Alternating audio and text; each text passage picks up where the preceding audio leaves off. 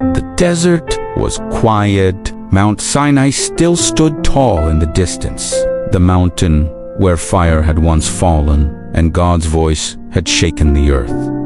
The Israelites had seen miracles. They had walked through the Red Sea. They had eaten manna from heaven. They had seen God's power with their own eyes. And yet, only weeks later, their faith began to fade. Moses had gone up the mountain to receive God's commandments. Days passed. Then more days, the people grew restless. "Where is he?" they asked. "Has he abandoned us?" Fear slowly turned into doubt, and doubt turned into rebellion. They went to Aaron and demanded, "Make us gods who will go before us." As for this Moses, we don't know what has happened to him.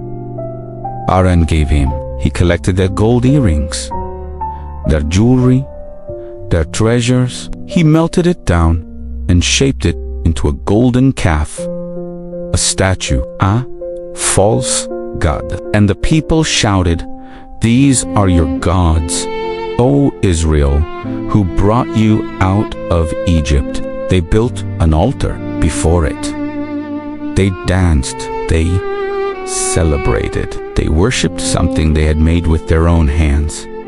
Meanwhile, on the mountain, God spoke to Moses.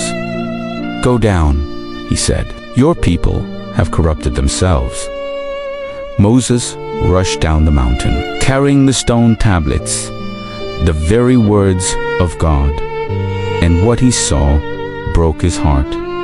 Music, laughter, idolatry. The same people who had promised, "We will do everything the Lord has said," were now bowing before a golden statue. In anger and grief, Moses threw the tablets to the ground. They shattered, just like the covenant they had broken. But here is the part we must not forget.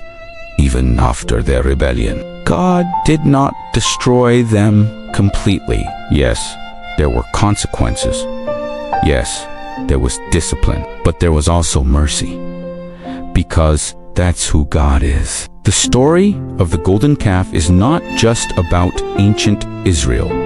It's about us. Sometimes we stop worshiping God, not with our words, but with our priorities.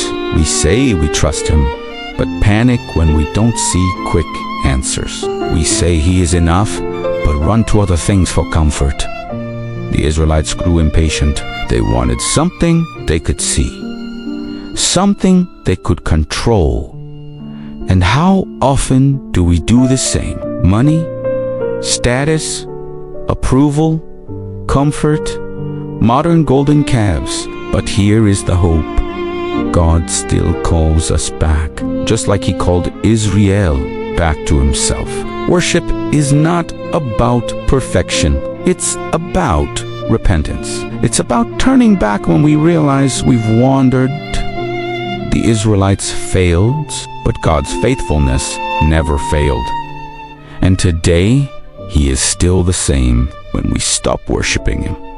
He doesn't stop loving us. He calls us home.